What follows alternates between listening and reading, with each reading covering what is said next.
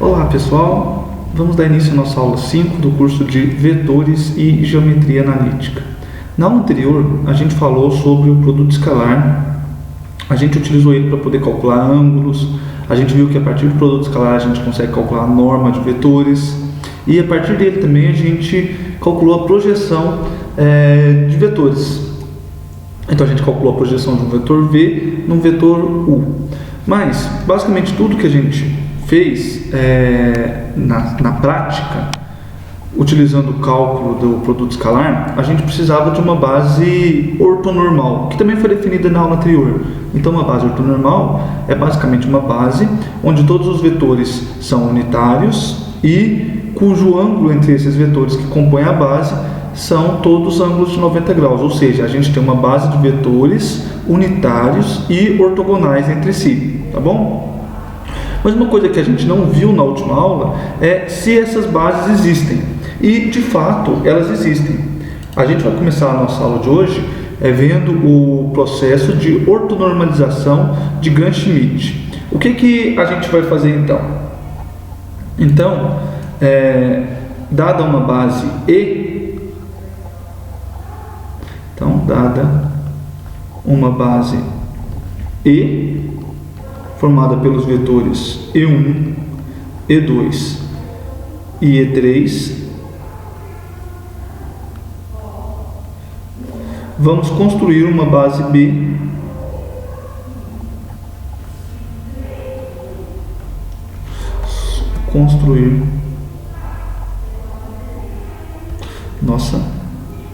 vamos construir uma base B ortonormal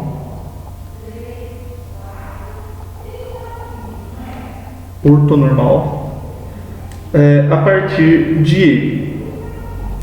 Assim, podemos calcular facilmente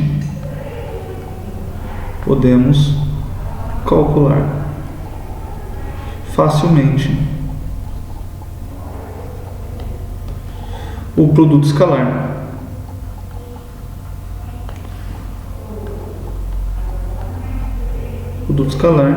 E, consequentemente, se a gente sabe calcular o produto escalar, a gente pode calcular a norma de vetores e, consequentemente, normas, ângulos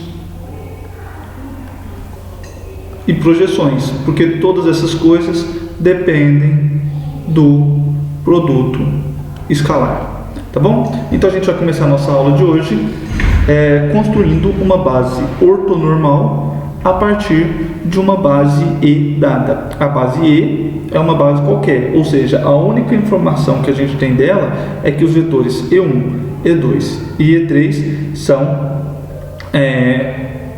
LI, então eles são linearmente independentes.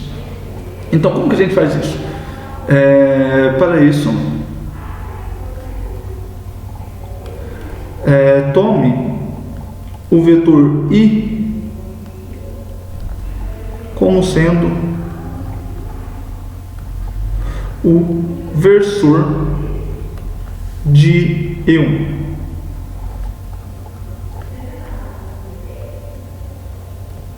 Então, a gente vai tomar como vetor I o versor de E1.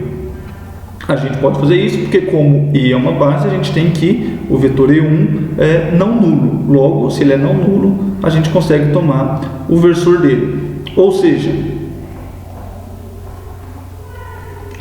o nosso vetor I vai ser o vetor E1, o nosso vetor I vai ser o vetor E1 dividido pela norma dele.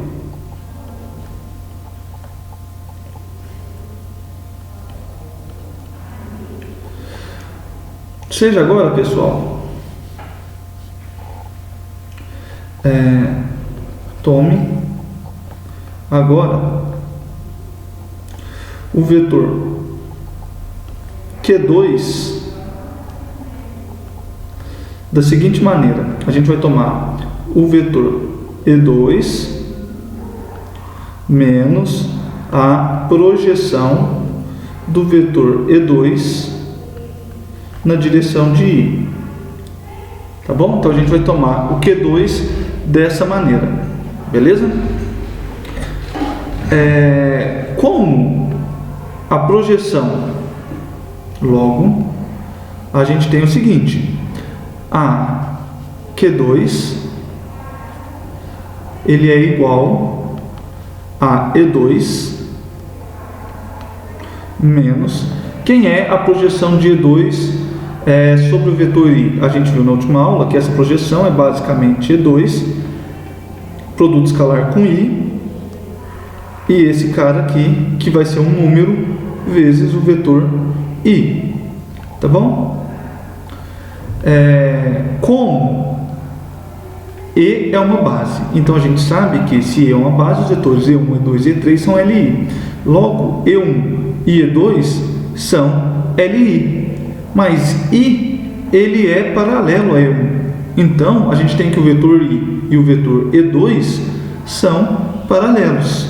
Quer dizer, desculpa, são LI. Então, como E2 e o vetor I são LI, temos que esse vetor Q2 ele é diferente do vetor nulo. Por quê? Porque ele é uma combinação. Temos que Q2 é diferente do vetor nulo. Por quê? Porque Q2 é uma combinação linear de E2 e de I, mas o coeficiente de E2, que é 1, é diferente de 0. Logo, essa combinação linear não pode ser o vetor nulo, porque E2 e I são LI. Tudo bem? Assim, se a gente tem que Q2 é não nulo, a gente vai tomar J como sendo o versor de Q2, ou seja, como sendo o nosso vetor Q2 dividido pela norma de Q2. Beleza? Vamos observar outra coisa também, pessoal. Se a gente calcular, então, note que se a gente calcular o produto escalar de I e J, a gente vai estar calculando o produto escalar de I. Quem é J? Bem, J é o versor de Q2. Q2 é E2 menos E2, produto escalar com E1, E1. Então aqui a gente substitui o J e a gente vai ter E2, produto escalar, E2 menos E2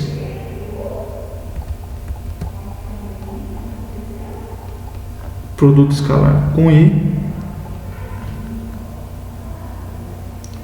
vezes o vetor I. Isso tudo dividido pela norma de Q2. Dividido pela norma de Q2. Tá bom? Então o que eu fiz daqui para cá, eu simplesmente troquei o vetor J por quem ele é de fato. Ele é o vetor Q2, que é dado dessa maneira, dividido pela norma do vetor Q2. Se a gente fizer o produto escalar aqui, calcular ele, a gente vai obter o seguinte, pessoal. Bem, aqui a gente tem I, produto escalar com E2, menos, produto escalar com E2, menos o produto escalar de E2 com I, vezes quem? Vezes o produto escalar de I com I. Mas o produto escalar de I com I é a norma de I ao quadrado. E isso tudo dividido pela norma de Q2. Pela norma de Q2. Tá bom? Só que I I é o versor de E1, logo I é um vetor unitário. Portanto, a gente tem que a norma de I é 1. Ou seja, aqui a gente tem o produto escalar de I com E2 menos o produto escalar de E2 com I. Mas esse cara é igual a esse cara. Logo, a gente tem que o produto escalar de I com J é igual a 0. Então, esse cara aqui é 1. E a gente vê que esse numerador ele vai ser 0. Ou seja, I e J são ortogonais. Ou seja, o ângulo entre I e J é de 90 graus ou π/2 radianos. Tá bom? Então a gente já tem dois vetores ortogonais e unitários. Para a gente ter uma base ortonormal, a gente precisa de mais um vetor unitário e que seja ortogonal a esses dois. Como que a gente faz isso? Então, por fim, a gente vai tomar Q3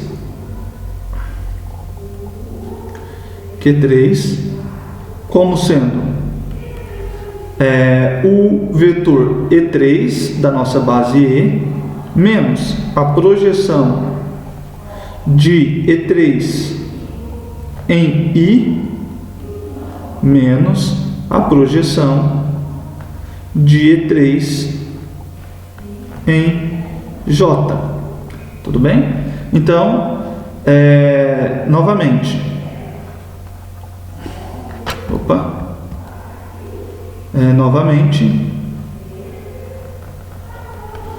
como E é base, a gente tem que os vetores E3, I e J são LI. Então, como E é base, os vetores E3, I e J são LI. Por quê? Bem, a gente tem que o vetor I ele é um múltiplo do vetor E1 e o vetor J é uma combinação linear do vetor E2 com o vetor E1. Então, esses três vetores vão ter que ser LI.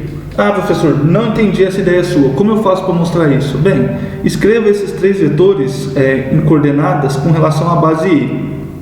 Então, a gente escreve esses três vetores na base E, suas coordenadas na base E, e a gente calcula o determinante daquela matriz. Quando você calcular o determinante daquela matriz, você vai ver que ele vai ser diferente de zero. E, portanto, você consegue verificar que esses três vetores são LI.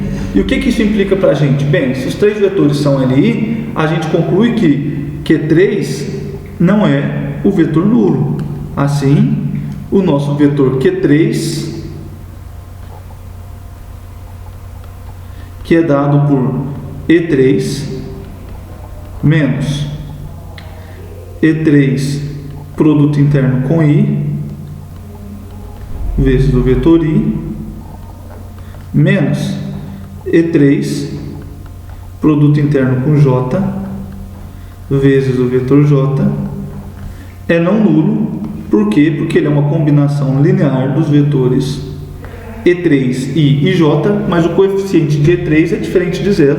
Logo, uma combinação linear de vetores LI cujo um dos coeficientes é diferente de zero implica que toda combinação é diferente do vetor nulo. Portanto, podemos considerar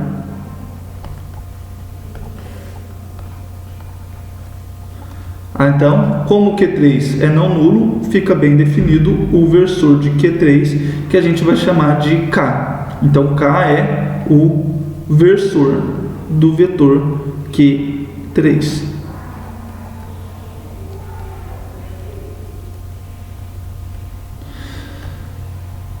Tá bom, pessoal?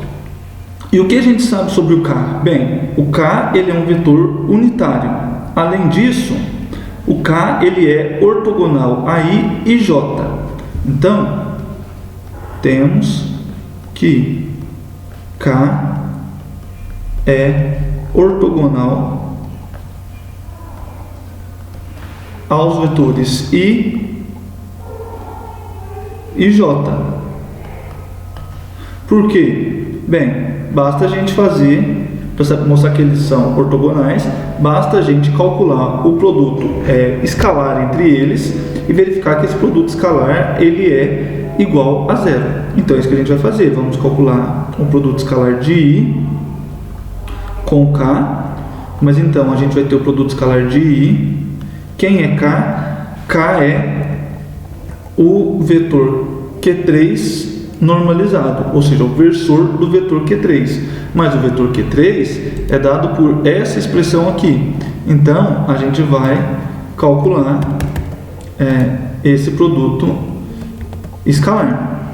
Então, o produto escalar de I com esse camarada aqui, dividido pela norma de Q3. Então, isso dividido pela norma de Q3. Tudo bem? Então, se agora a gente vai calcular esse produto escalar, a gente vai ter o E3, produto escalar, com I. Então, a gente faz o produto escalar desse com esse, menos o produto escalar desse com esse. Mas ali, então, a gente vai ter E3, produto escalar com I, vezes, novamente, a norma de I ao quadrado. Por quê? Porque o produto interno de I com I é a norma de I ao quadrado, menos o produto escalar desse com esse vetor. Então, a gente vai ter E3, produto escalar com J, vezes I, produto escalar com J.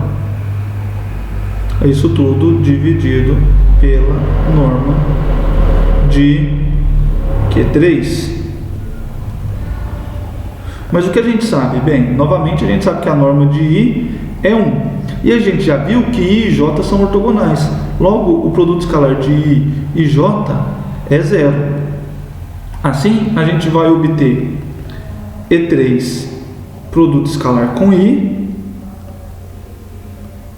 menos E3, produto escalar com I, dividido pela norma do vetor Q3. Mas aqui em cima dá 0 e a gente conclui que I é ortogonal a K. De modo análogo, a gente vê que o J também é ortogonal a K. De modo análogo,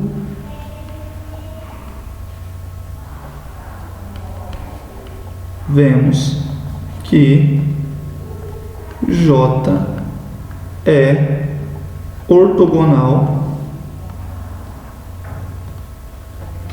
a K. Tá bom, pessoal? Então, a gente mostrou que K é ortogonal a esses dois vetores.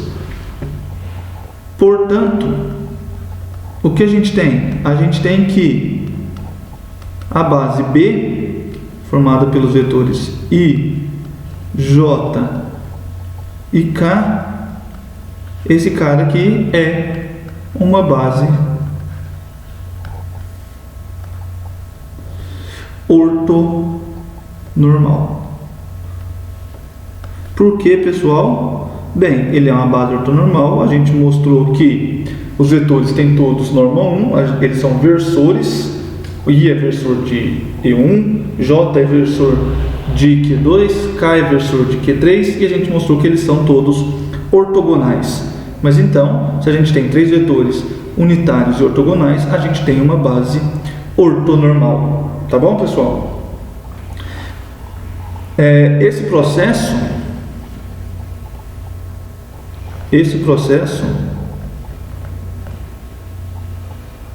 partindo da base I,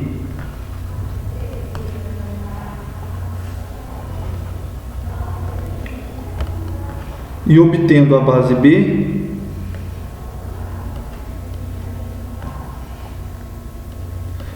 é chamado de processo de ortogonalização,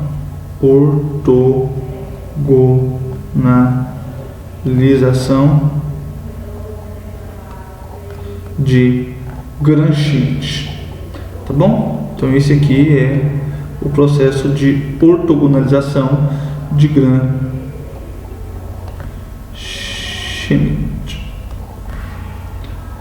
Beleza? Opa, aqui está errado o nome do Schmidt.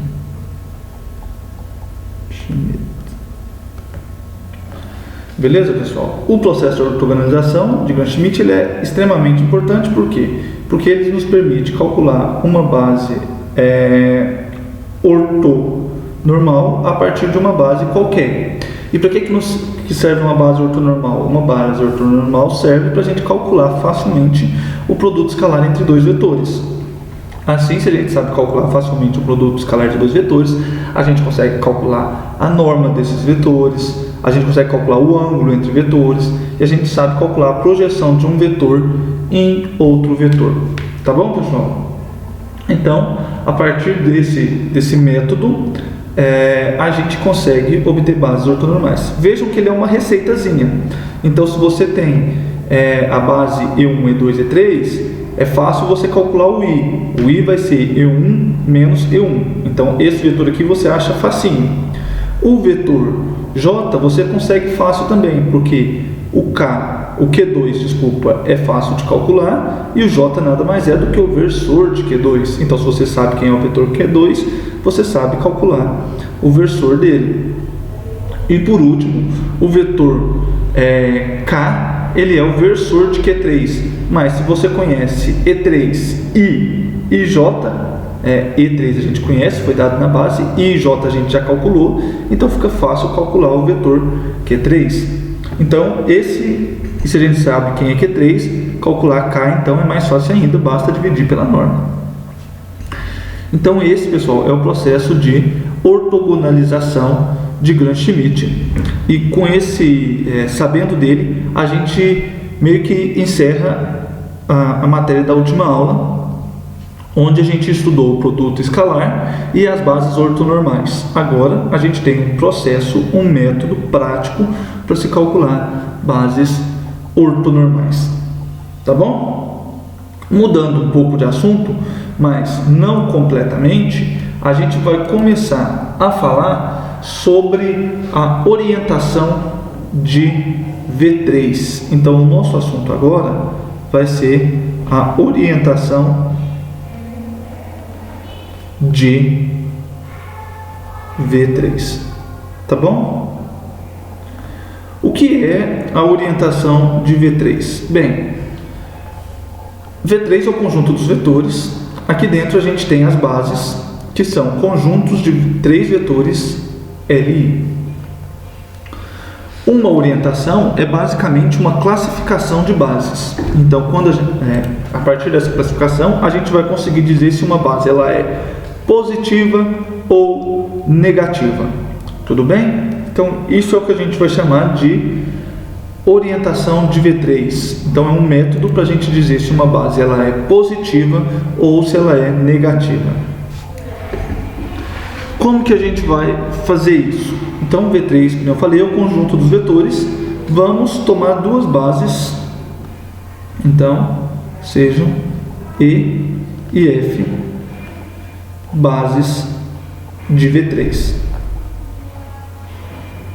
Tá bom? Então, a gente tem aqui duas bases de V3.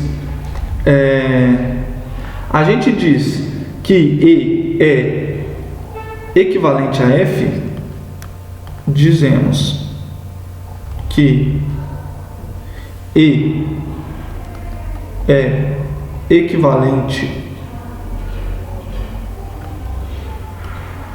a F quando o determinante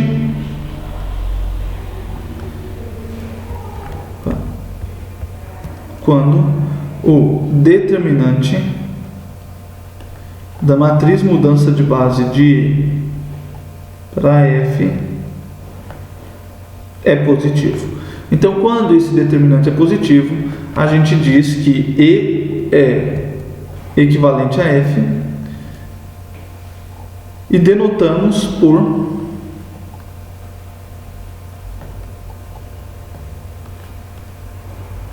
E til F. Então, pessoal, a gente escrever E til F significa dizer que E é equivalente a F, ou seja, que o determinante da matriz mudança de base de E para F é positivo, tá bom? Por que a gente chama isso de... por que a gente diz que esses dois caras são equivalentes? A gente diz que eles são equivalentes porque essa condição, essa relação entre bases é uma relação de equivalência. E o que isso significa? Então, proposição, a gente já viu na primeira aula o que é uma relação de equivalência, mas vale repetir aqui. A relação til é uma relação de equivalência.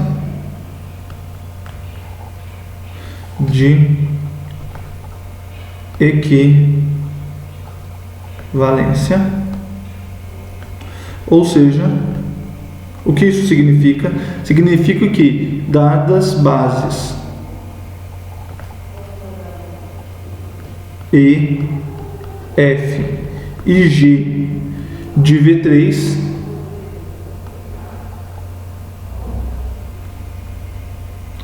a gente tem o seguinte. Primeira coisa,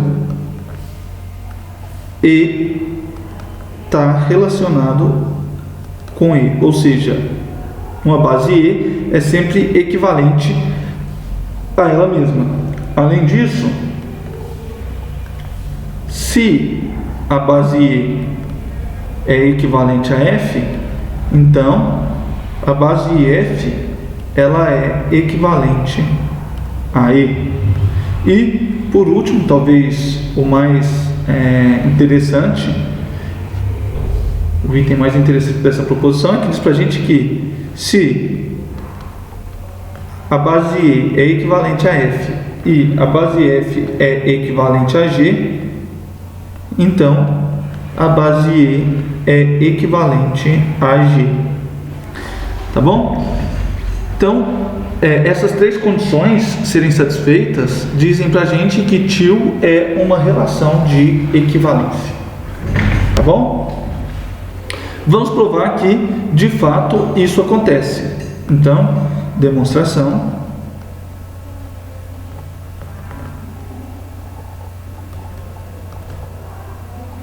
No item A, o que significa dizer que E é equivalente a E? Significa dizer que a matriz mudança de coordenadas de E para E tem determinante positivo. Mas notem o seguinte, notem que a matriz mudança de coordenadas de E para E é a matriz identidade. Logo, o que a gente tem? A gente tem que o determinante da matriz mudança de coordenadas de E para E é o determinante da matriz identidade, que é 1, logo, ele é positivo e a gente tem que E está relacionado, ou seja, E é equivalente a E. Tá bom? Então essa é a prova do primeiro item. Basta observar que a matriz mudança de base da base E para a base E é a matriz identidade. Se eu não mudo a base, a matriz mudança tem que ser a matriz identidade, que vai preservar tudo como já estava. Item B, a gente tem o seguinte, a gente quer mostrar que se E é equivalente a F, então F é equivalente a E. Se E é equivalente a F, então, pela definição, a gente sabe que o determinante da matriz mudança de base de E para F, ele é positivo. Mas a gente viu na última aula,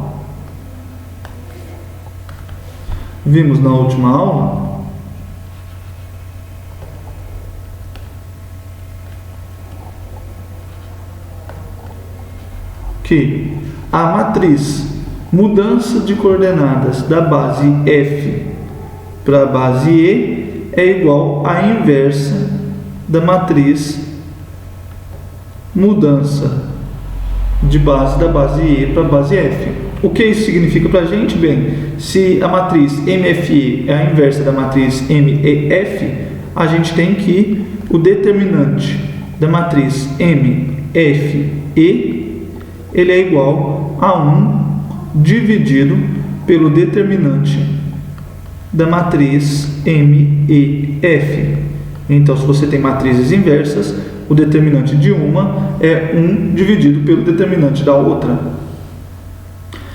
Mas a gente sabe que o determinante da matriz MEF é positivo. Logo, 1 dividido por um número positivo é positivo. Assim, o que a gente conclui?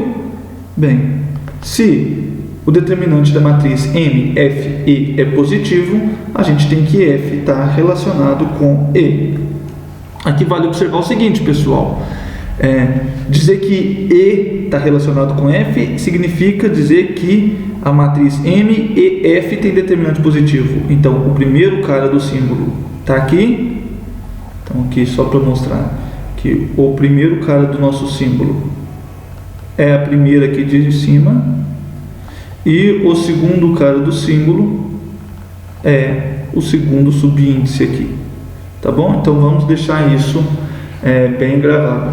Por isso que aqui, quando a gente mostra que a matriz MFE tem determinante positivo, a gente escreve F til E, ou seja, F é equivalente a E. O que esse item B mostra pra gente? Que a ordem não importa. Que se a gente pode escrever E til F, então vale F til E. Beleza? Por último, o mais interessante é o item C. Então aqui a gente vai supor que o E é equivalente ao F e o F é equivalente ao G. Ou seja, o que isso significa? Significa que o determinante de M e F é positivo e o determinante de M, F, G é positivo.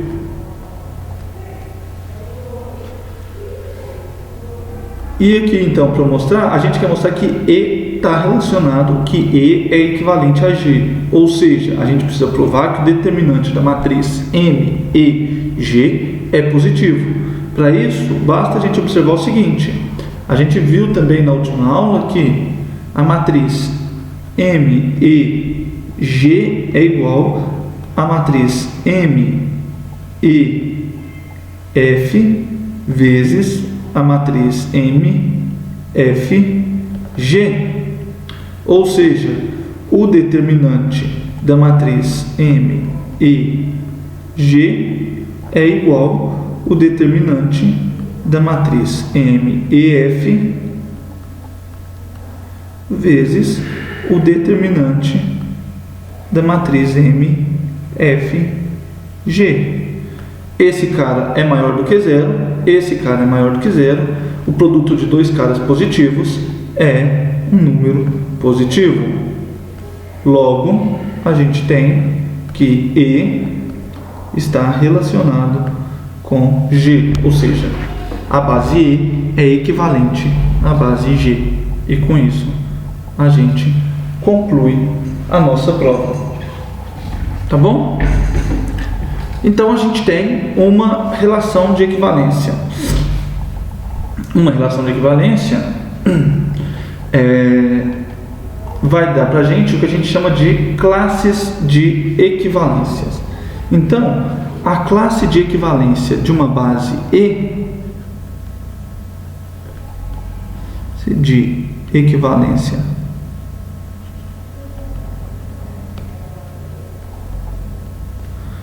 de uma base E,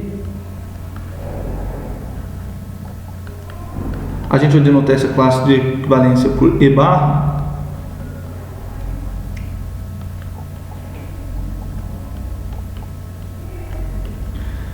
É o conjunto de todas as bases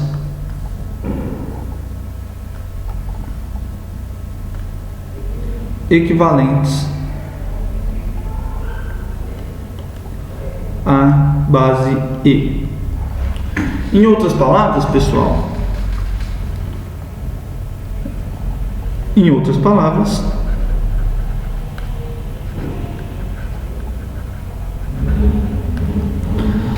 se esse B é o conjunto de todas as bases,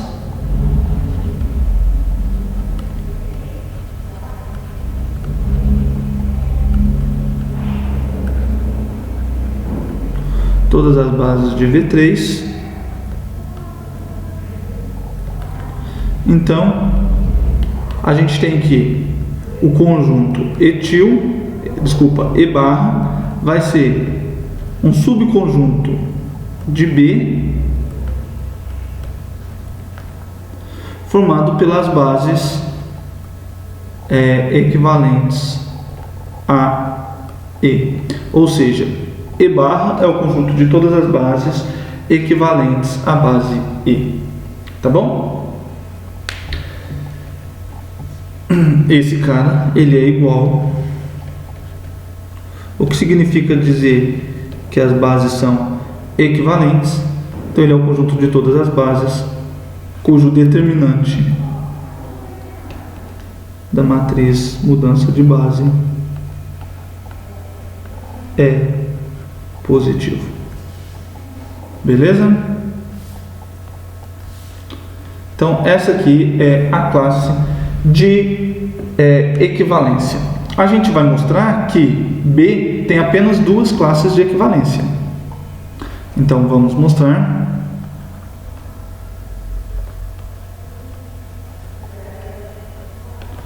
que B possui apenas duas classes de equivalência.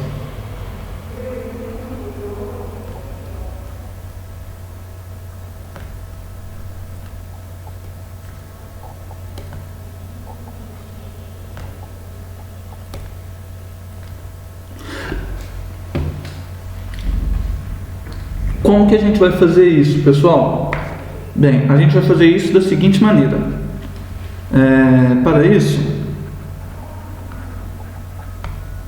seja E formado pelos vetores E1, E2 e E3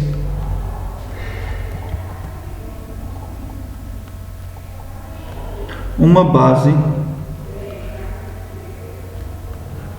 de V3, ou seja, E ele é um elemento desse conjunto B, tá bom? Tome, então, a partir dessa base E, a gente vai tomar o seguinte, tome a base F dada por E2, E1, E3. Logo, F é uma base. O que eu fiz de E para F? Eu simplesmente troquei a ordem dos vetores E1 e E2. Mas a gente viu que na aula passada que quando a gente troca a ordem de dois vetores, a gente está trocando a base. A base ela é uma tripla ordenada, ou seja, a ordem importa. Então, E1, E2 e E3 é diferente da base E2, E1, E3. Logo, F é uma base de V3. E o que a gente tem? Se vocês calcularem a matriz mudança de base de E para F, a matriz mudança de base de E para F, então a gente vai pegar os vetores da base F e escrever como combinação linear dos vetores da base E e colocar isso nas colunas. Então, primeiro a gente tem na base F, o primeiro vetor é o vetor E2. Então, ele é 0, E1 mais 1, E2 mais 0, E3. O segundo vetor da base F é o vetor E1. Então, ele é 1, E1, 0, E2 mais 0, E3, enquanto que o terceiro vetor da base F é o vetor E3 e ele é 0, E1, 0, E2 e 1, E3. Então, essa é a matriz mudança de base de E para F. Logo, a gente tem o seguinte, o determinante dessa matriz, se vocês calcularem o determinante da matriz M, E, F, vocês vão ver que esse determinante ele é igual a menos 1, ou seja, ele é negativo e a gente tem que a F não pertence à classe de equivalência de E. Então, a gente tomamos uma base E e obtemos uma base F que não pertence à classe de equivalência de B. Se a gente quer mostrar que existem apenas duas classes de equivalência em B, o que a gente precisa mostrar? A gente já tem a classe de equivalência de E, então a gente precisa mostrar que as únicas classes de equivalência existentes são a classe de E ou a classe de F. Então,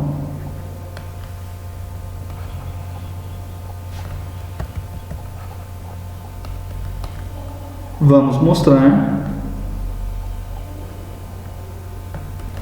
que o conjunto B de todas as bases ele é igual à classe de equivalência de E união com a classe de equivalência de F. Ou seja, a gente vai mostrar que só existem essas duas classes de equivalência. Qualquer outra base que você pegue, ou ela é equivalente a E, ou ela é equivalente a F. Como a gente faz isso? Bem, a gente tem que mostrar, para a gente mostrar que B é igual à união desses dois caras, a gente tem que pegar um cara de B e mostrar que ele está contido aqui dentro. Então, para isso, seja G um elemento de B. A gente quer mostrar que G está contido nessa união. Como que a gente vai fazer isso? A gente vai supor que G não está em E. Suponha que G não pertence a E. Então, recapitulando, a gente tomou um elemento G em B, ou seja, a gente tomou uma base qualquer. A gente quer mostrar que essa base ela pertence a essa união. Então a gente quer mostrar que G está ou em E barra ou em F barra. Suponha que ele não está em E barra. Se ele não está em E barra, a gente vai mostrar, a gente vai provar que ela está obrigatoriamente em F barra. Então, suponha que G não pertence a E barra, logo o determinante da matriz mudança de base de E para G é negativo. Tá bom, pessoal? Mas a gente já tem o seguinte: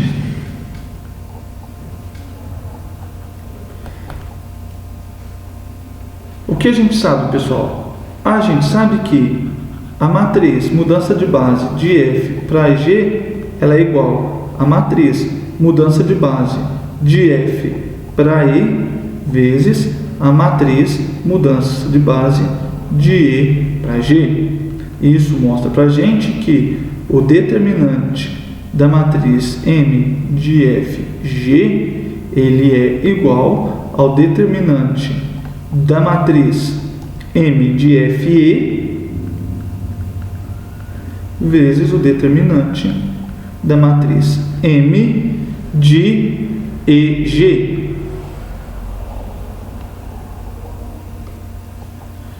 M de EG. Ou seja,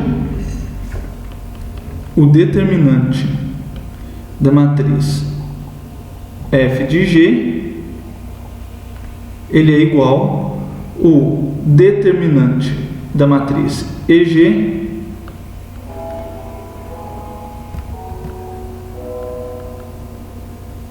dividido pelo determinante da matriz EF. A gente viu anteriormente, pessoal, que o determinante da matriz FE é 1 dividido pelo determinante da matriz EF. Então aqui, no lugar do determinante da matriz FE, eu vou colocar 1 dividido pelo determinante da matriz EF. Mas agora, pessoal, notem o seguinte: esse cara é negativo. A gente está supondo aqui no começo que a gente já sabe quem é a matriz mudança de coordenadas de E para F, e a gente sabe que esse determinante ele é igual a -1, que é negativo. Esse determinante aqui também é negativo, porque a gente está supondo que G não pertence à classe de equivalência de E. Logo, o que a gente tem? A gente tem que negativo dividido por negativo é positivo. Então, o determinante da matriz FG, da matriz MFG, ele é positivo.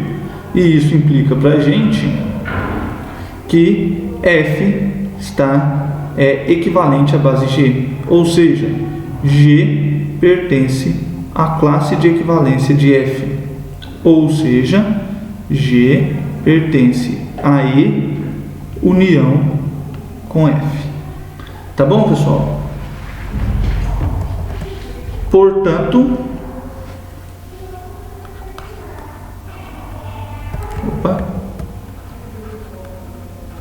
Portanto, a gente tem que G, o que a gente mostrou?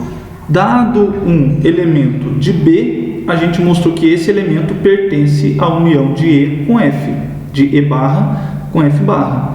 Logo, todo elemento de B pertence a essa união.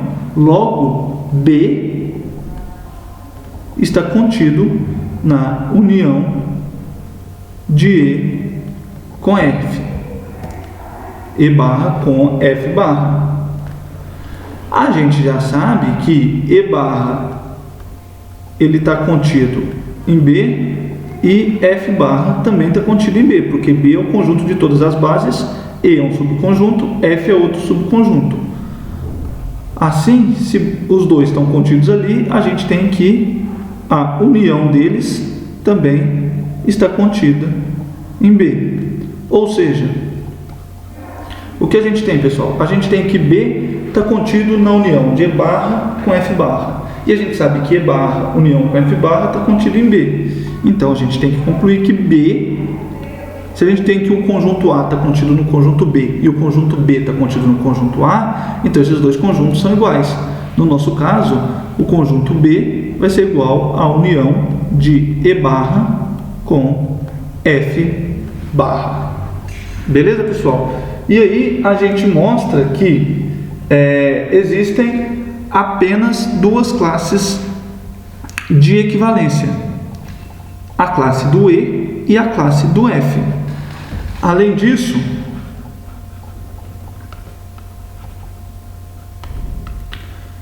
note que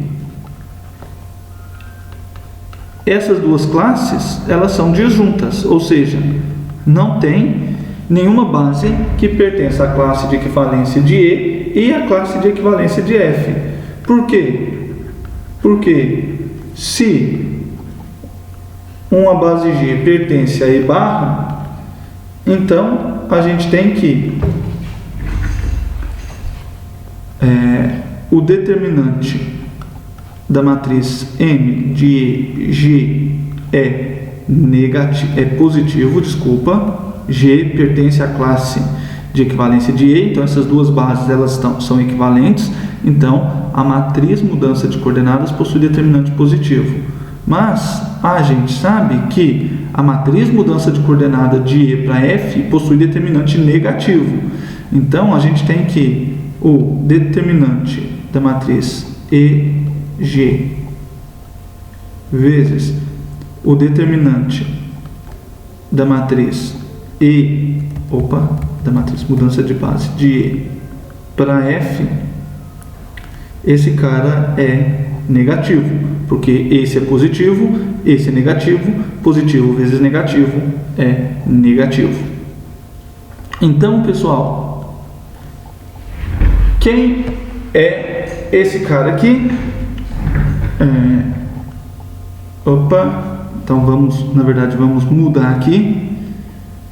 Eu tenho que... Isso aqui não vai me adiantar. Pera aí, pessoal, errei aqui. O argumento é parecido, mas eu estou fazendo de maneira errada. Esse cara é positivo. Se eu divido ele por um número negativo, então se eu divido ele pelo determinante da matriz M de F, isso é negativo, porque é positivo dividido por negativo. Mas essa divisão, a gente vai ter o determinante da matriz M de F E vezes o determinante da matriz M e G. E isso é negativo. Por quê? Porque 1 dividido pelo determinante da matriz M e F é igual ao determinante da matriz M de F E. Então a gente tem o produto disso aqui. A gente tem que esse cara, ele é o determinante. O produto dos determinantes é o determinante do produto. Então aqui a gente vai ter FE vezes a matriz EG. E esse cara é negativo.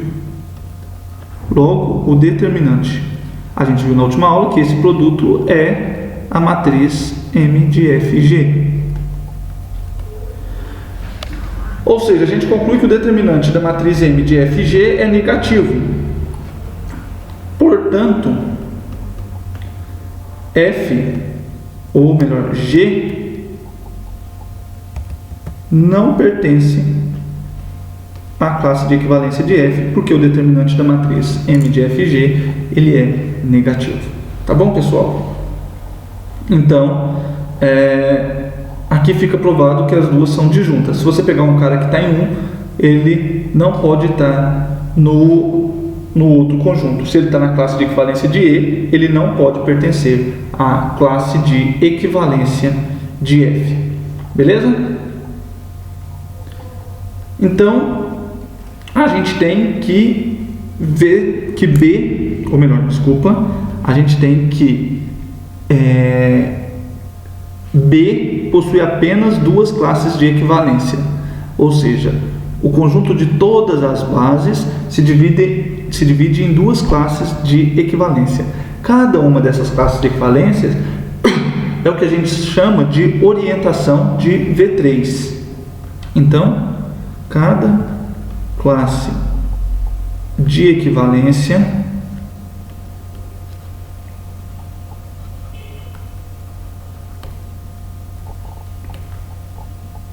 de B é chamada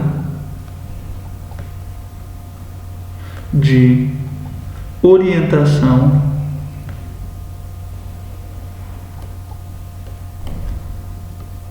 de B, de V3.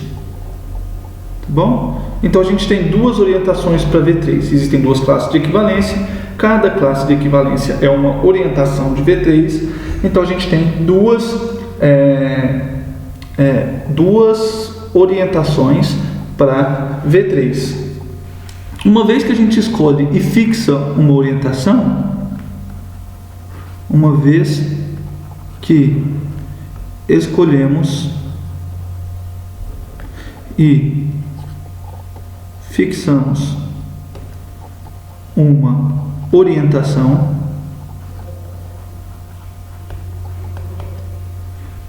de V3,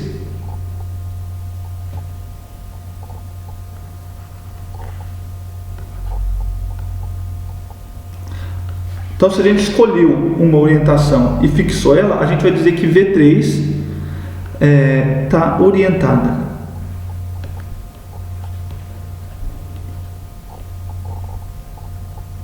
Opa, dizemos que V3 está orientada E cada base da orientação escolhida é chamada de base positiva. E todas as bases da orientação escolhida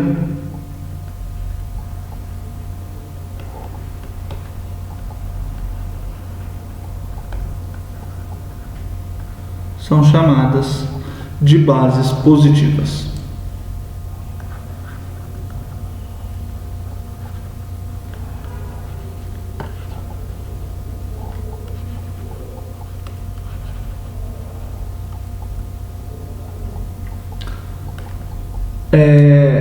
Cada base e as bases da outra orientação, então a gente escolheu uma, fixou. As bases dessa orientação que a gente escolheu são chamadas de bases positivas. As bases da outra orientação, existem duas, a gente escolheu uma, sobrou outra, as bases da outra são chamadas de bases negativas. Então, as bases da outra orientação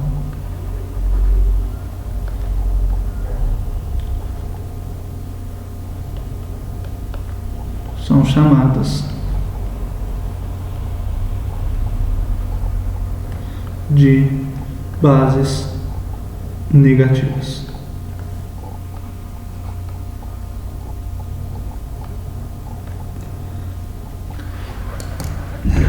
Beleza, pessoal? Então, vamos recapitular tudo. Essa parte da matéria ela é um pouco teórica.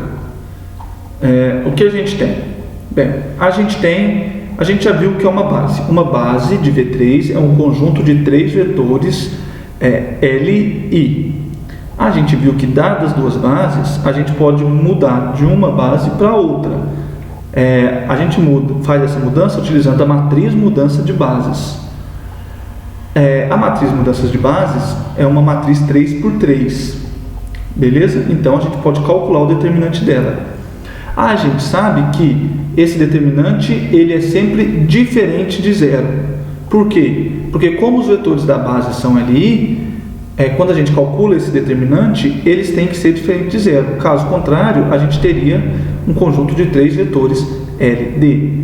Se o determinante ele é diferente de zero, então a gente tem duas opções. Ou o determinante da matriz mudança de base é positivo, ou ele é negativo.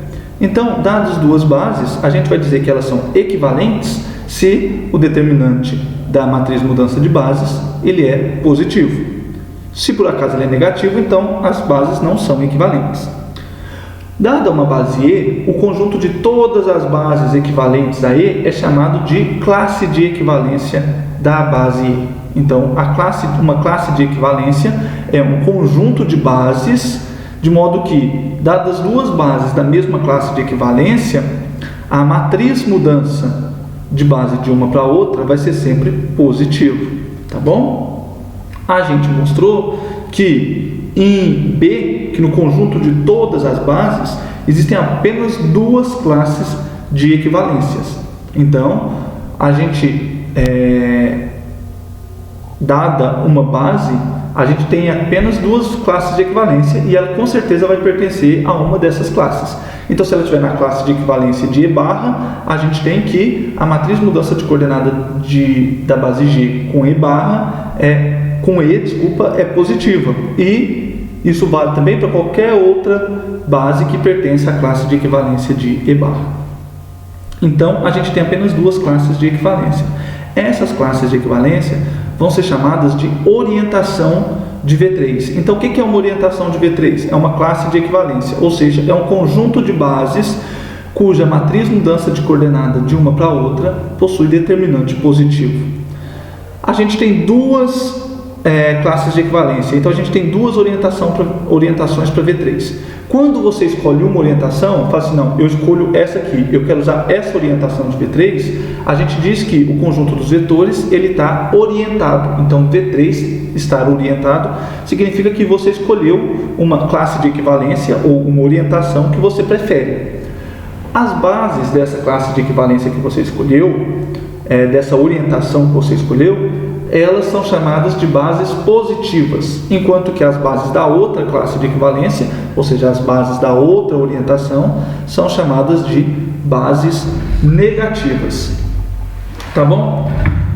Então, você tem duas classes de equivalência, você pode escolher qualquer uma para ser a sua base positiva e para sua base negativa vai ser a outra. Como que a gente faz essa escolha? Bem, não tem uma maneira certa, você pode escolher do jeito que você preferir, mas usualmente a gente usa a regra da mão direita para escolher a orientação do nosso espaço V3. Então, a gente utiliza normalmente a regra da mão direita. Beleza? O que diz a regra da mão direita? Bem, ela diz o seguinte: uma base E composta pelos vetores U, não vale a pena escrever aqui, então deixa eu escrever aqui embaixo. Então, uma base E formada pelos vetores U, V e W obedece à regra da mão direita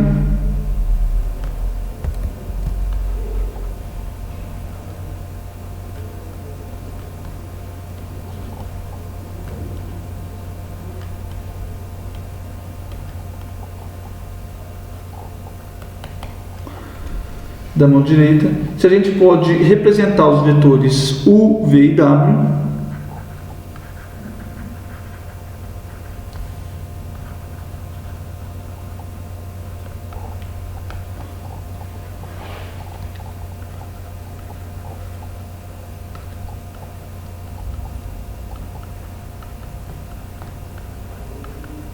da seguinte maneira.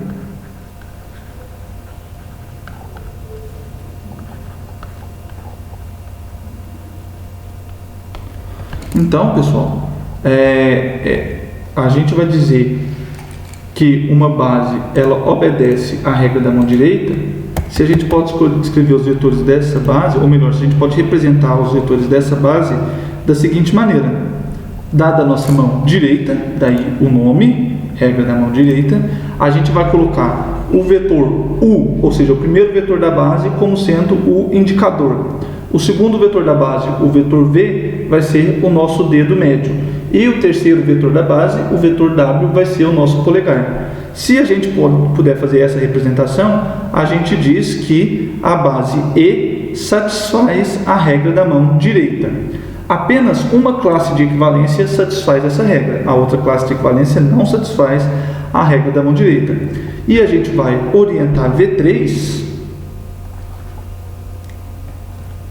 Então, orientamos V3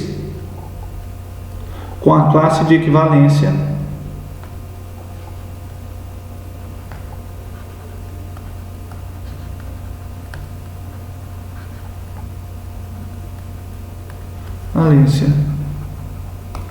que satisfaz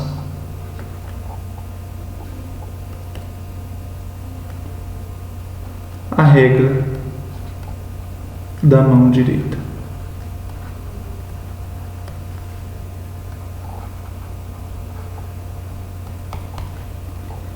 Beleza, pessoal? Então, bem, a gente tem duas bases a gente tem duas orientações. Para dizer que V3 está orientado, a gente precisa fixar uma base. Qual base a gente vai...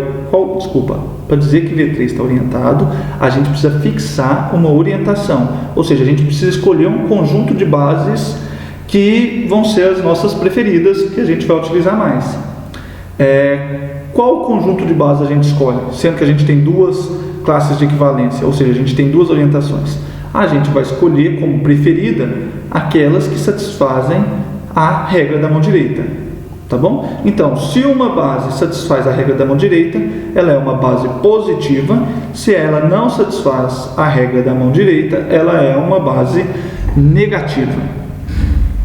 Beleza, pessoal? E assim a gente escolhe a orientação do nosso espaço de vetores V3, tá bom? Mas por que a gente está fazendo isso, pessoal? Por que a gente está definindo essa orientação do espaço dos vetores? Bem, a gente está definindo essa orientação do espaço dos vetores porque ela vai ser útil para a gente agora na definição do produto vetorial entre dois vetores. Então, produto vetorial. É isso que a gente vai falar agora. E aqui, para definir esse produto vetorial, que a gente vai ver daqui a pouco o que ele é, a gente vai utilizar uma orientação positiva do nosso espaço de vetores. Tá bom, pessoal? Então a gente começa com o seguinte: o que é esse produto vetorial? Qual que é a ideia por trás dele? Aqui, dados dois vetores,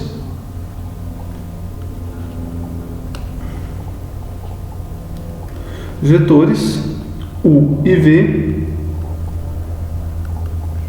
queremos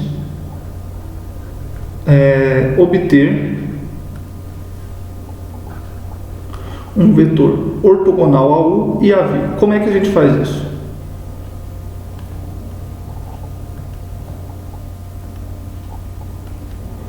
A U e V. A ideia do produto vetorial, pessoal, é tentar responder esse questionamento, é tentar encontrar esse vetor ortogonal a U e V. Então, dados dois vetores, U e V, o produto vetorial vai ser um vetor ortogonal a U e a V. Se U e V são LI,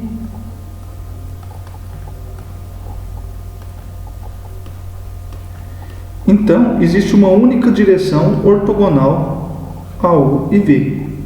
Então,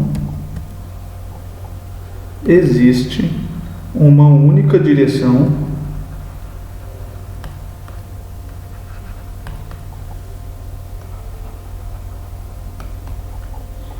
ortogonal a U e V. Por que, pessoal? Por que existe uma única? É fácil a gente ver isso? Fácil ver este fato tomando as representações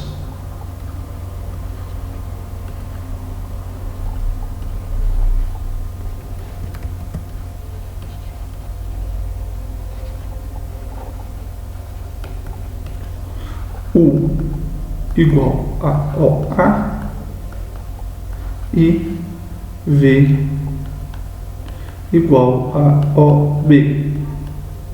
Por que fica fácil, pessoal? Porque se a gente toma essas representações, a gente vê que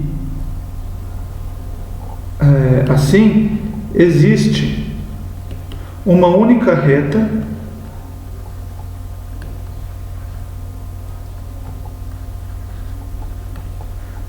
R passando por O e ortogonal ao plano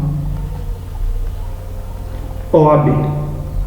Então, dados três pontos, esses vetores são esses dois vetores são LI, então existe um plano que passa por O, um único plano que passa por OAB, e a gente vai tomar a reta R que passa por O e é ortogonal ao plano. Então aqui a gente tem o plano, aqui a gente tem a reta R, e a gente tem que essa reta ela é ortogonal, ou seja, ela faz um ângulo de 90 graus com o plano. Tá bom? A única direção ortogonal aos vetores U e V é a direção dada por essa reta. Então, essa reta aqui, ela contém a única direção ortogonal a U e a V. Porém, a gente pode observar o seguinte: existe uma única direção ortogonal aos vetores U e V. Mas existem vários vetores ortogonais a U e a V. Então a gente pode tomar, por exemplo, o vetor OD, a gente pode tomar o vetor OC. A gente verifica então que, por exemplo, aqui o que a gente está mudando é o sentido, mas a gente poderia mudar a norma do vetor. A gente pode tomar um vetor com o mesmo sentido e mesma direção e mesmo sentido do vetor OD, mas com metade da norma. Então existem vários vetores que são ortogonais a aos vetores U e V ao mesmo tempo. Porém, todos esses vetores ortogonais a U e V possuem a mesma direção, que é a direção dada pela reta R. O que a gente quer agora? A gente quer um método para poder definir unicamente o vetor ortogonal. Ou melhor, a gente quer escolher de forma única o vetor ortogonal a U e V. Porém, existem vários vetores ortogonais a U e V. Todos esses vetores são paralelos à reta R.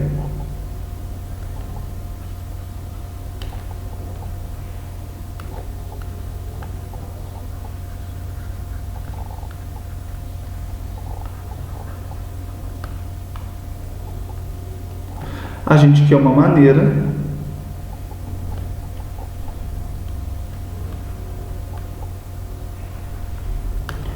única, então aqui isso é importante, de escolher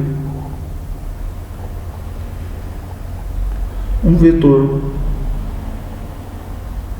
ortogonal a U e V. Tá bom, pessoal? E daí que segue a nossa definição de produto vetorial. Então, definição dados dois vetores U e V,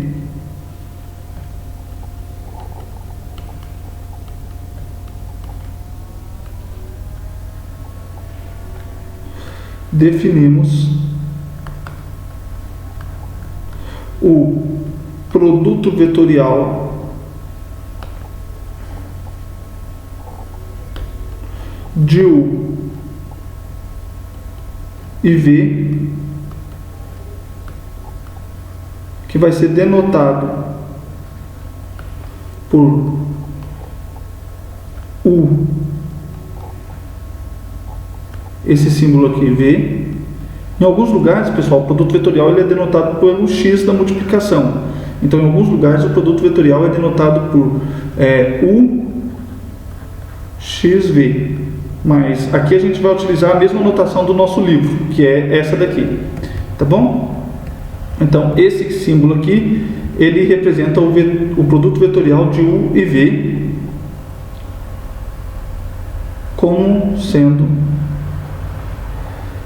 o vetor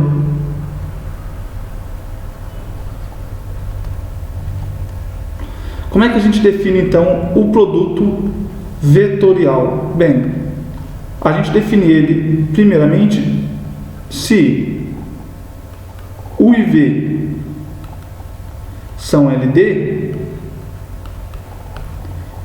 então o produto vetorial de U e V vai ser definido como sendo o vetor nulo. Beleza? Bem, por outro lado, se U e V são LI, então a gente tem que se U e V são LI, então U vetorial V é o único vetor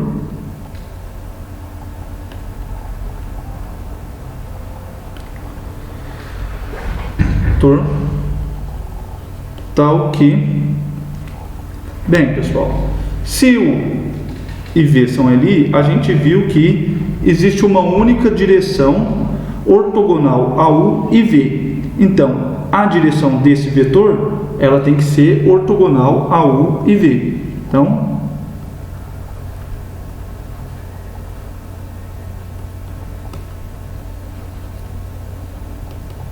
de U e V é ortogonal a U e V. Ou seja, Esse vetor, pessoal, o produto vetorial de U com V, ele é paralelo à reta R.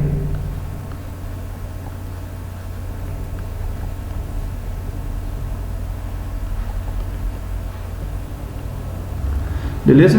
Bem, a gente quer definir um vetor. Para definir um vetor, a gente precisa dizer qual que é a direção, o sentido e a norma do vetor. A direção a gente já sabe. A direção do produto vetorial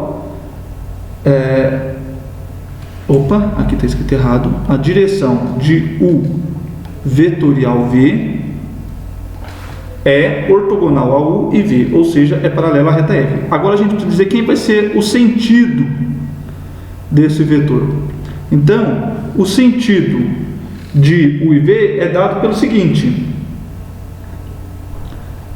U, V e U vetorial V é uma base positiva. Essa condição aqui, pessoal, vai impor para a gente o sentido do vetor V. Por quê? Existem duas orientações. Então, a base U, V, o produto e formada pelos vetores U, a base formada pelos vetores U, V e U vetorial V, ou U produto vetorial com V, ela pode ser uma base positiva ou uma base negativa. Aqui a gente está fixando a regra da mão direita. Então, uma base ela é positiva se ela satisfaz a regra da mão direita. Mas então, essa condição vai impor a direção de U do produto vetorial de U com V. Por quê? Se esse vetor, se a gente troca o sentido desse vetor, a gente vai trocar a orientação da base. Então, quando a gente troca o sentido de um vetor, a gente está fazendo uma base positiva virar negativa ou uma base negativa ficar positiva. Sendo assim, o sentido desse vetor vai ser o único sentido possível, de modo que essa base aqui é uma base positiva. Tá bom? E, por último, mas não menos importante, a gente já sabe quem é a direção, a gente já sabe quem é o sentido, a gente precisa decidir agora quem é a norma. E a gente vai definir a norma do vetor dado pelo produto vetorial de U com V como sendo a norma de U vezes a norma de V vezes o cosseno de θ, onde θ é o ângulo entre U e V.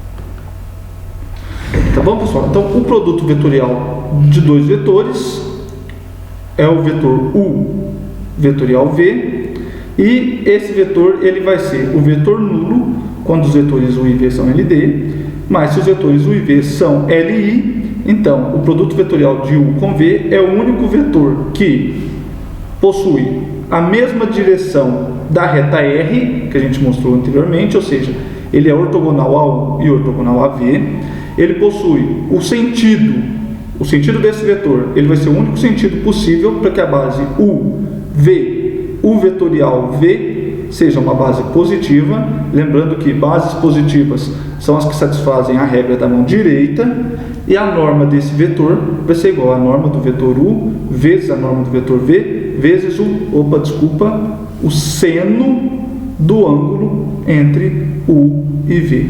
Então, o seno do ângulo entre U e V.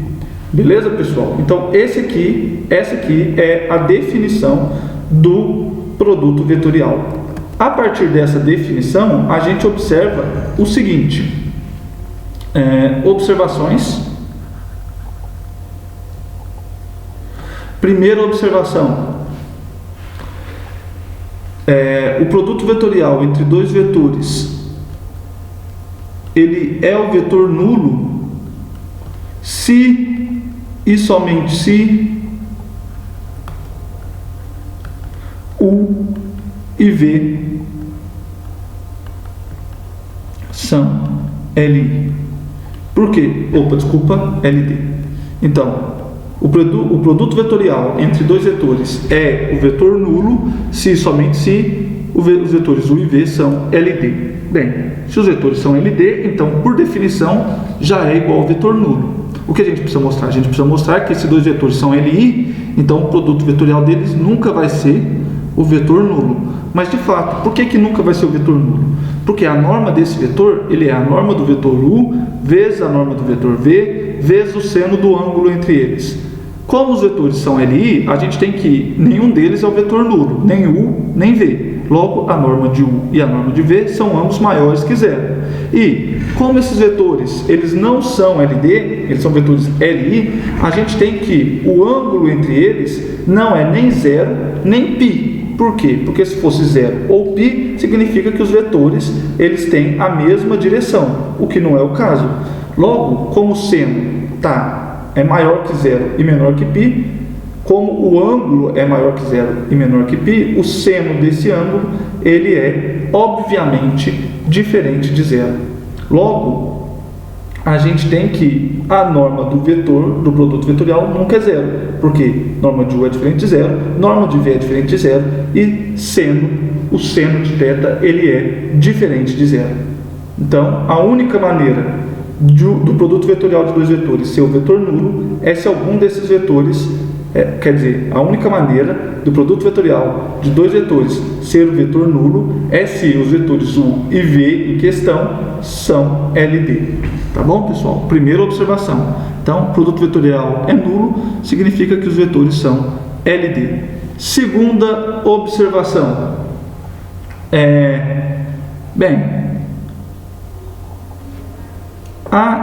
Os vetores, as condições B1, B2 e B3, então, as condições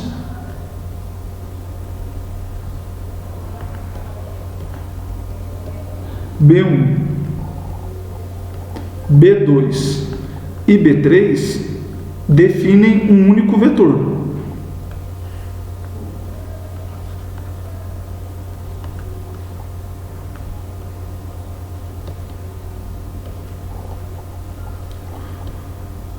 Por quê, pessoal? Bem, a condição B1 diz para a gente qual é a direção, a condição B2 diz para a gente qual é o sentido, a condição B3 diz para a gente qual é a norma. Então, se a gente sabe a direção, o sentido e a norma, só tem um vetor que satisfaz, que possui essa direção, esse sentido e essa norma. Qualquer outro vetor com mesma direção, mesmo sentido e mesma norma é igual ao vetor, ao produto vetorial de U com V. Tá bom, pessoal? Então, fica bem definido e é único. Então, o produto vetorial entre dois vetores é um único vetor. Terceira observação. Bem, a gente escolheu a direção de modo que o produto vetorial seja ortogonal a U e a V. Beleza. Isso é fácil de entender. É a nossa questão inicial. A gente queria obter um vetor ortogonal a U e V. Então, essa condição B1 é fácil de entender. A condição B2 também. Se a gente tem dois sentidos, se a gente pode ter uma base positiva ou uma base negativa, então, bem, é natural que se a gente já escolheu orientação, a gente queira que essa nossa base seja uma base positiva. Então também é fácil de entender por que a gente está tomando esse sentido para o produto vetorial de U e V. O que fica meio obscuro é por que raios a gente está tomando a norma do produto vetorial de U e V como sendo a norma de U, a norma de V vezes o seno do ângulo θ. Por que é que a gente está tomando a norma do vetor U e V dessa maneira? Bem, a gente está tomando a norma desse vetor do produto vetorial dessa maneira pelo seguinte.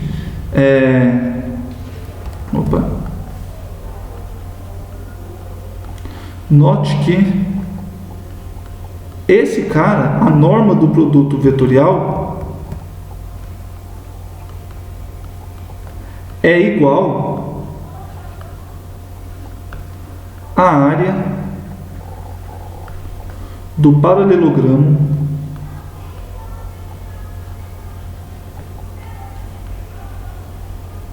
definido por U e V.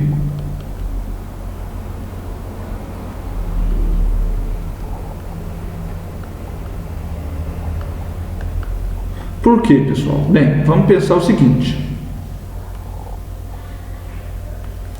Eu tenho aqui o meu vetor U, eu tenho aqui o meu vetor V,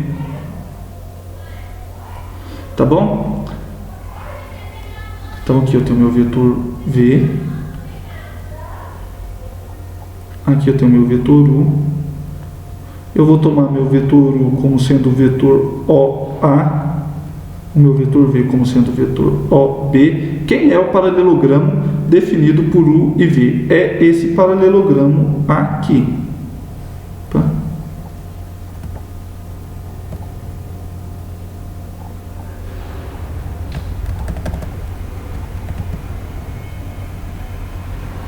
Então vamos lá, vamos mexer aqui.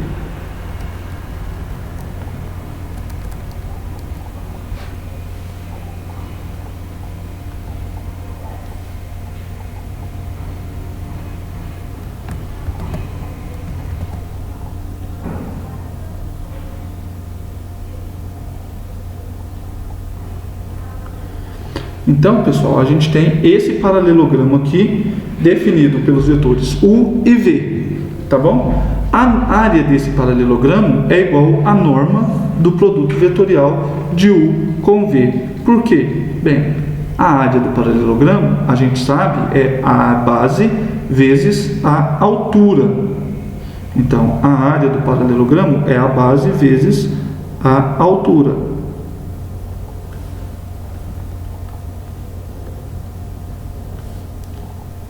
Altura H, tá bom?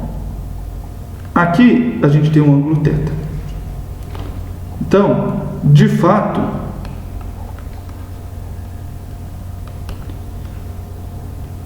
temos que a área do paralelogramo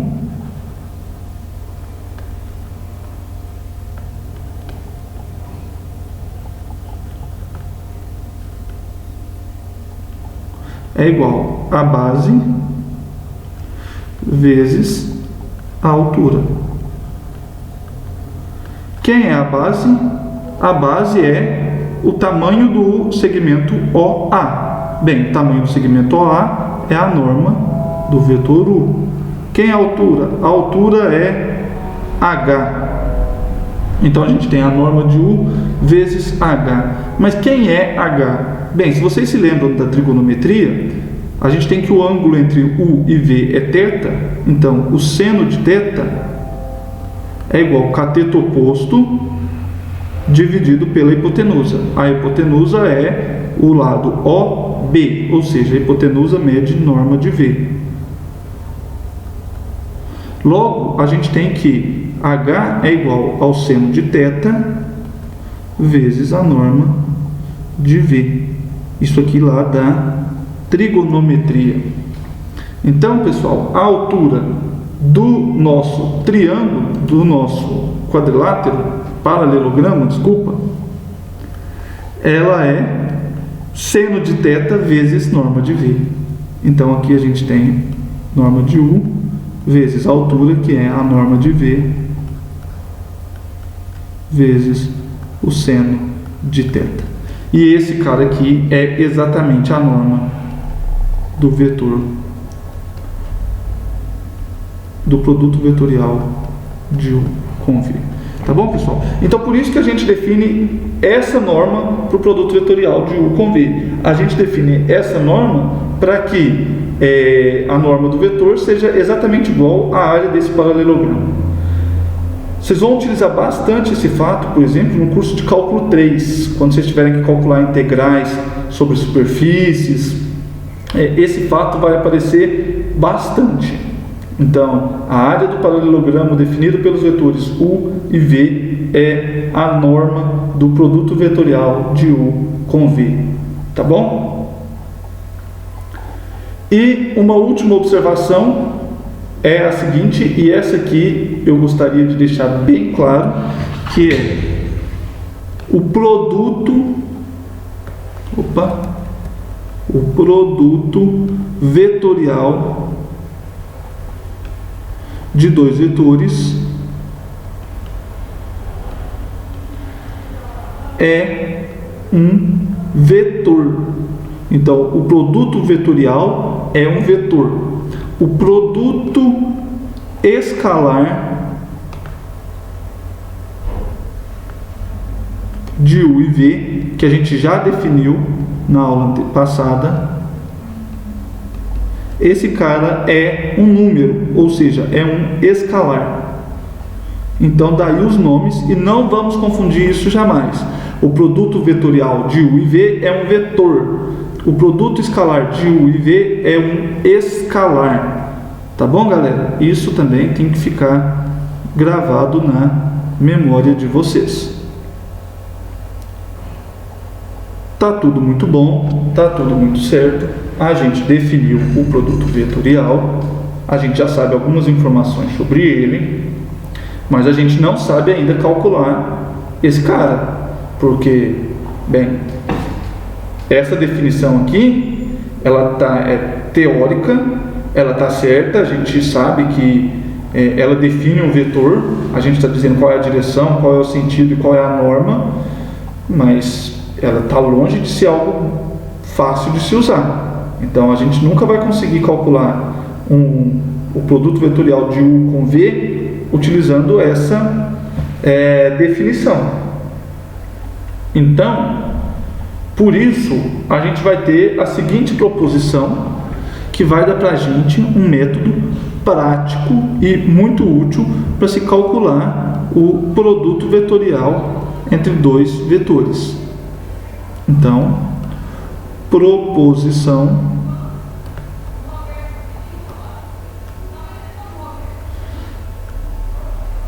seja B igual a I, J e K, uma base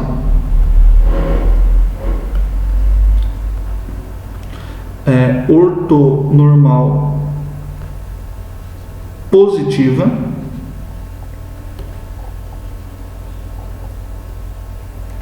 então seja I, J e K uma base ortonormal positiva, se o vetor U tiver coordenadas A1, B1 e C1 nessa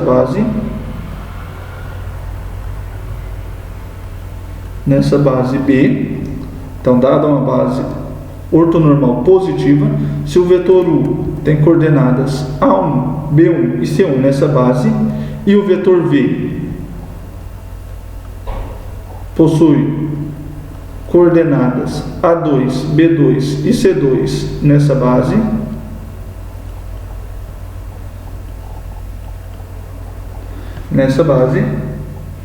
então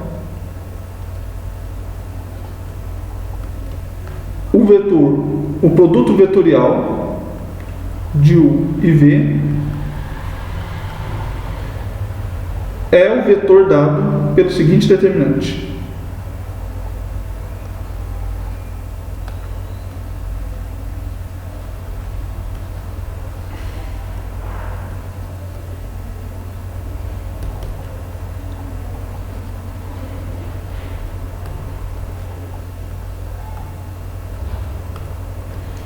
Então, o produto vetorial de U com V, ele é dado pelo determinante da matriz que a gente obtém colocando a nossa base na primeira linha, na segunda linha as coordenadas de U,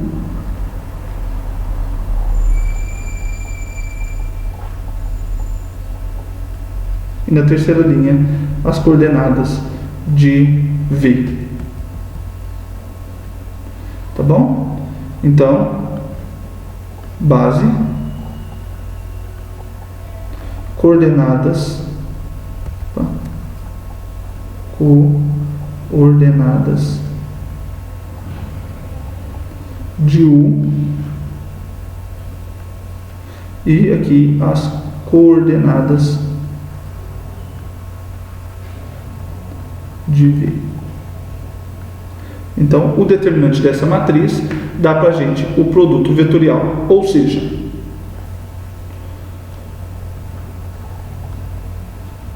Nesse sistema de coordenadas, a gente tem que o produto vetorial de U e V possui as seguintes coordenadas: B1, C2 menos B2, C1 menos A1, C2 menos A2, C1 e as coordenadas A1, B2 menos A2, B1.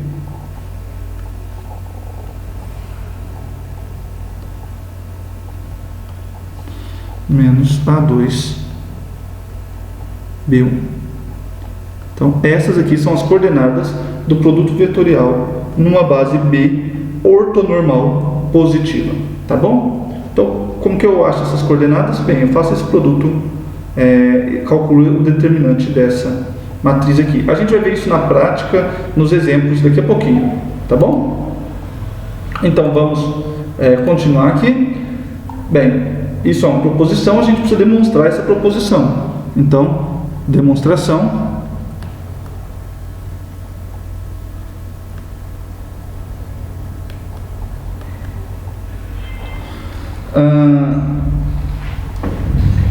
A gente tem dois casos. A gente tem o primeiro caso dos vetores U e V serem LD. Então, se U e V são LD, então o determinante é zero.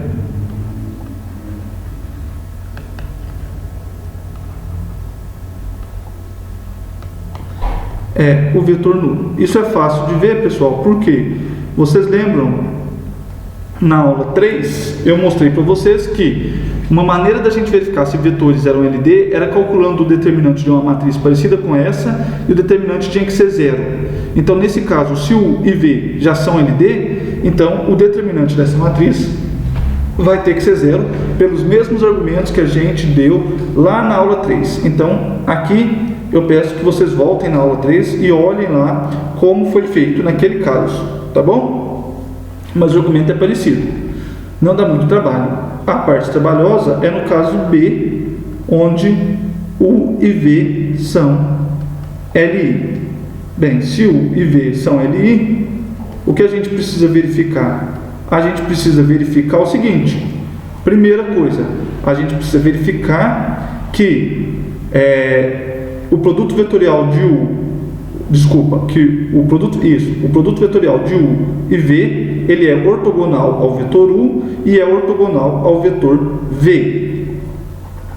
Então, se os vetores são LI, temos que... Bem, vamos conferir a condição B1. Então, em coordenadas, pessoal, condição B1, a gente precisa que o vetor U, vamos mostrar que o produto vetorial de U com V é ortogonal a U, ou seja, a U e V. Ou seja, a gente vai mostrar que o produto escalar desse cara com U é zero e o produto escalar desse cara com V também é igual a zero. Como B é uma base ortonormal,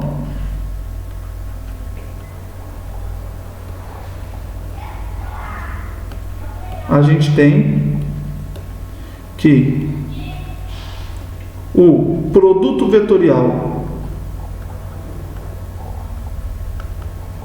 de U e V vezes o produto escalar com U.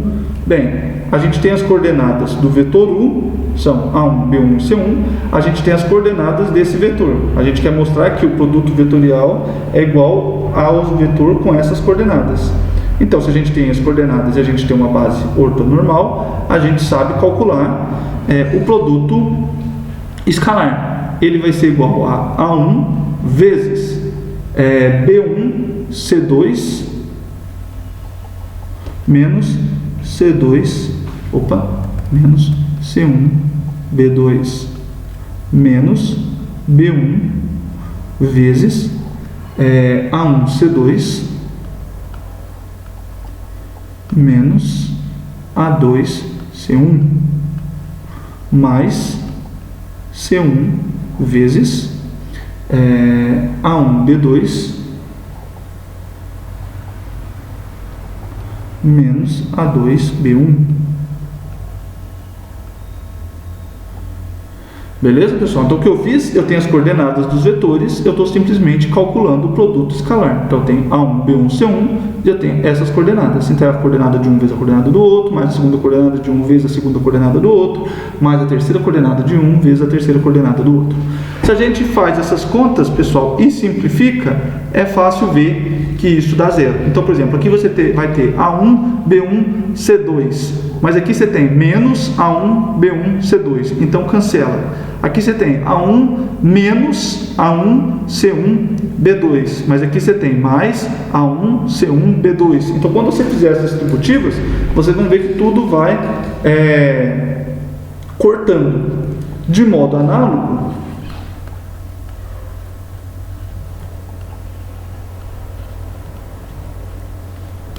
a gente tem que o produto vetorial de U com V, ele é ortogonal a V. Então, se você fizer as contas aqui, vai dar uma coisa parecida, você vai sair cortando um monte de gente.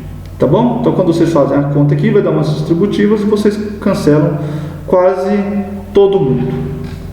E com isso a gente mostra que a condição B1 é satisfeita, ou seja, esse vetor aqui satisfaz a condição B1.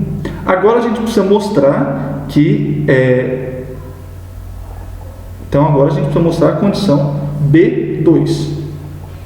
Então vamos mostrar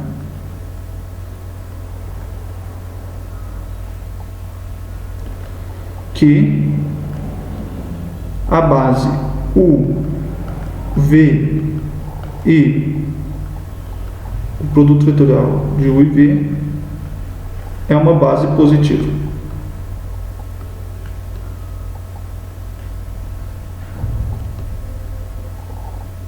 Tá bom? Eu vou chamar essa base aqui de base E.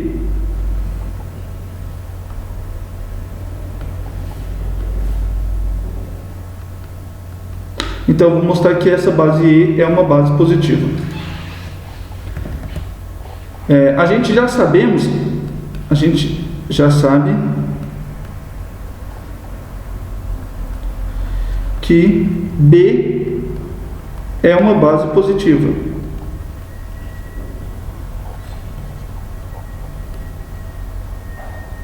Tá bom? Então, se B é uma base positiva, ela pertence à classe de equivalência que a gente selecionou. A gente quer mostrar que E também pertence a essa classe de equivalência.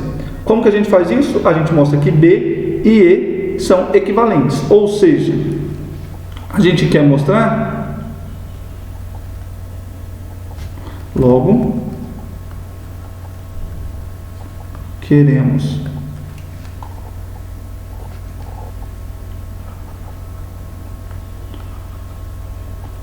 mostrar que E e B são equivalentes. Ou seja, a gente quer mostrar que o determinante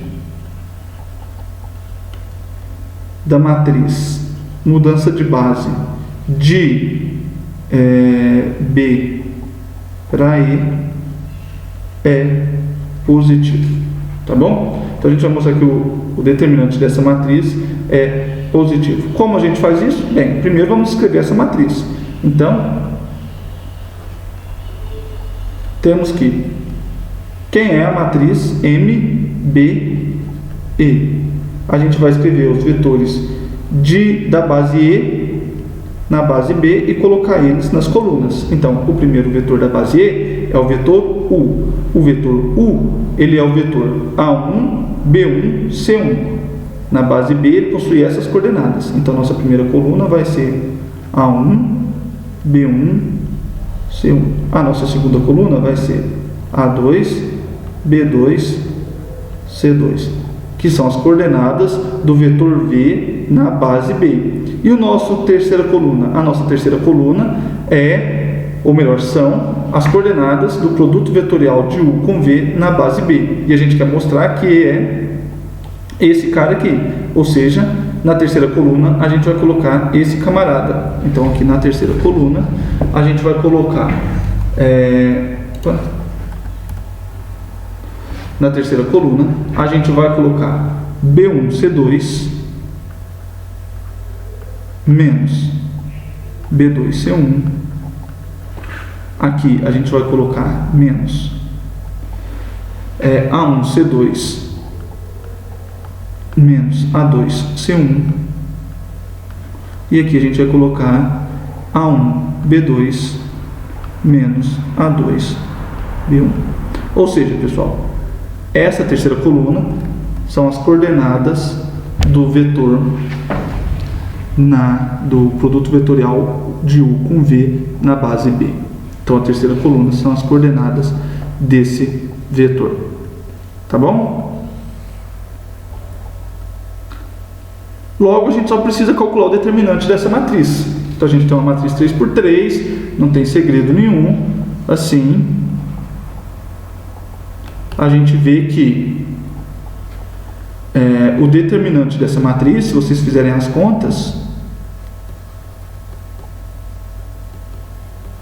ele vai ser igual a B1C2 menos B2C1 ao quadrado mais A1C2 menos A2C1 ao quadrado mais A1B2 menos A2B1 ao quadrado. E esse cara, ele é positivo.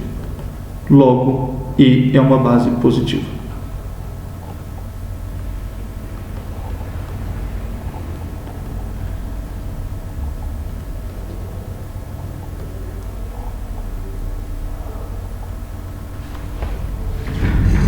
Agora, o último fato que a gente precisa mostrar é que, por fim, a gente precisa mostrar que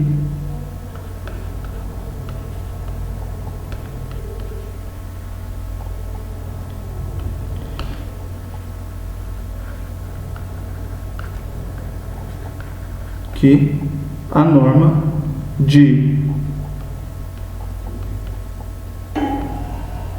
do produto vetorial é igual à norma de U vezes a norma de V vezes o seno de θ, onde θ é o ângulo entre U e V. Então, a gente sabe as coordenadas desses vetores na base B. Então, sabemos as coordenadas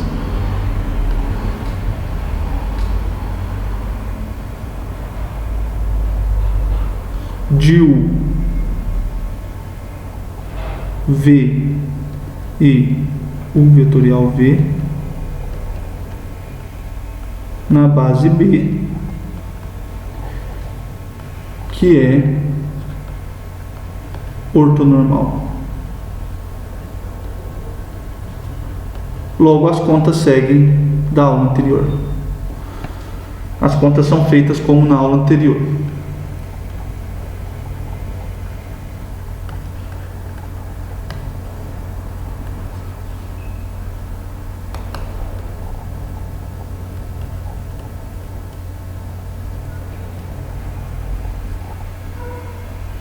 Tá bom, pessoal? Vai ficar, fazer essas contas, calcular essa norma, a norma desse vetor aqui, calcular a norma desse vetor e mostrar que ela é igual à norma de U vezes a norma de V vezes o seno do ângulo θ, eu vou deixar como exercício para vocês. Tá bom, pessoal?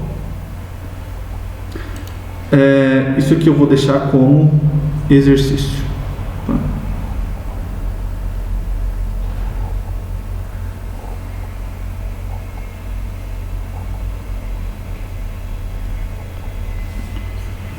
Exercício.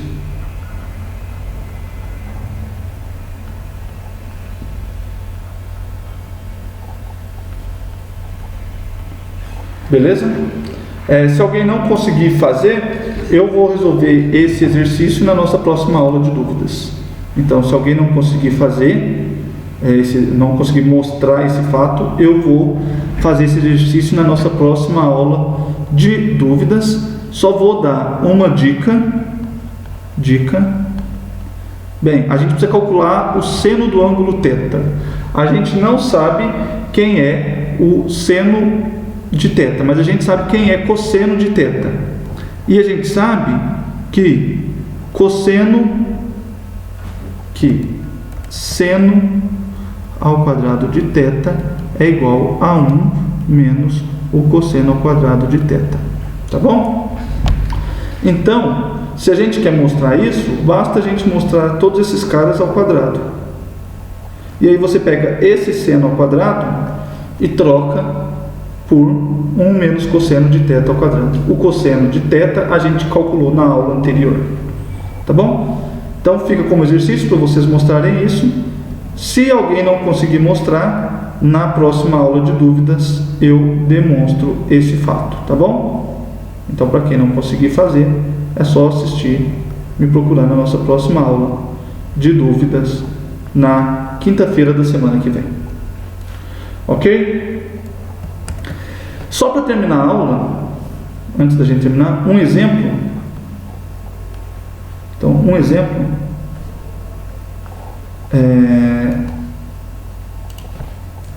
seja B igual a IJK, uma base ortonormal positiva.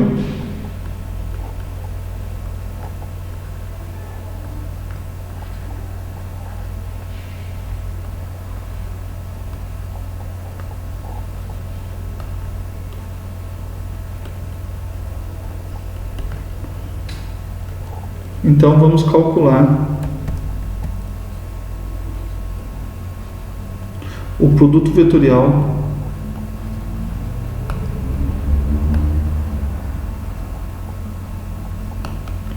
do vetor U dado nessa base pelas coordenadas 1, 2, 3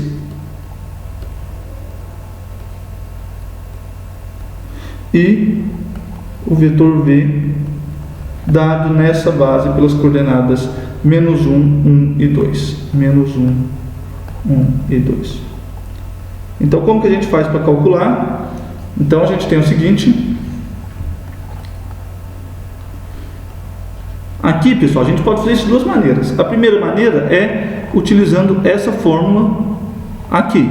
Então, o produto vetorial é dado por essas coordenadas. Basta você saber quem é A1, B1, C1, A2, B2, C2. Porém, eu particularmente acho difícil gravar essa fórmula. Acho mais fácil lembrar que o produto vetorial é o determinante dessa matriz. Então, aqui, eu acho o jeito mais fácil de gravar é utilizando o determinante da matriz. Então, o produto vetorial de U com V, ele é igual. Bem, na primeira linha, a gente tem os vetores da base. Na segunda linha, a gente tem as coordenadas do vetor U, que são 1, 2 e 3. Na terceira linha, a gente tem as coordenadas do vetor V, que são menos 1, 1 e 2. Então, a gente quer calcular o determinante dessa matriz. Eu acho mais fácil lembrar desse jeito. Como a gente calcula o determinante da matriz? Bem, é uma matriz 3 por 3, o determinante não tem erro. Então, aqui a gente tem vamos sempre nas diagonais, né? I vezes 2 vezes 2, então a gente tem 4i, mais j vezes 3 vezes menos 1, então a gente tem menos 3j, mais k vezes 1 vezes 1, que dá k. Agora fazendo menos k vezes 2 vezes menos 1, então aqui menos 2k, menos j vezes 1 vezes 2, então menos 2j, menos i vezes 3 vezes 1, então menos 3i. Bem, fazendo as contas aqui, pessoal, a gente vai ter 4i menos 3i, o que dá pra gente 1i, menos 3j, menos 2j, então menos 5j, mais k, menos com menos dá mais, então a gente tem k mais 2k, ou seja, mais 3k. Assim, o produto vetorial de U com V na base B vai ser o vetor 1, menos 5 e 3 na base B. Tá bom, pessoal? Então, só relembrando aqui, o produto vetorial entre dois vetores é um vetor que o produto vetorial de U e V é um vetor que vai ser, primeiro, ortogonal a U e a V, segundo, e a base U, V e produto vetorial de U com V é uma base positiva, então ela satisfaz a regra da mão direita. 3, a norma do produto vetorial de U e V é igual à norma de U vezes a norma de V vezes o seno de θ. Um vetor que satisfaça essas três condições é chamado de produto vetorial de U e V. Então, primeira observação, o produto vetorial de dois vetores é o vetor nulo, se e somente se U e V são LD. Segunda condição, o produto vetorial ele é único, ou seja, existe um único vetor que satisfaça essas três condições. Por quê? Porque aqui fica bem definido uma direção, um sentido e uma norma. Então, dado uma direção, um sentido e uma norma, existe um único vetor que tem essas três informações. Terceira observação, a norma do produto vetorial de U e V é a área do paralelogramo definido por U e V. Essa informação, essa interpretação geométrica é extremamente útil. Então, no cálculo 3 vocês vão utilizar isso. Mais adiante, nesse mesmo curso, a gente vai utilizar muito isso. E isso aqui faz sentido com o objetivo do curso. Então, a gente tem uma informação geométrica, que é a área, sendo definida ou sendo dada por uma condição algébrica ou analítica, que é a norma de um vetor. E, por último, vale lembrar o seguinte: o produto vetorial de dois vetores é um vetor. O produto escalar de dois vetores é um escalar. E o produto vetorial, dada uma base ortonormal positiva, ele é calculado dessa maneira, tá bom? Aqui tem um exemplozinho de como são feitas as contas. Quem quiser mais exemplos, quem tiver qualquer dúvida disso, pessoal, pode me procurar no nosso horário de aula, que eu vou estar lá disponível para tirar as dúvidas. Conselho meu, façam exercícios. Eu estou deixando uma lista na descrição do vídeo aqui no YouTube, e eu estou deixando uma lista lá no AVA também, para vocês poderem acessar. Quanto mais exercícios fizerem, melhor. Tá bom, pessoal? Então era isso que eu tinha para falar com vocês. Até a nossa próxima aula.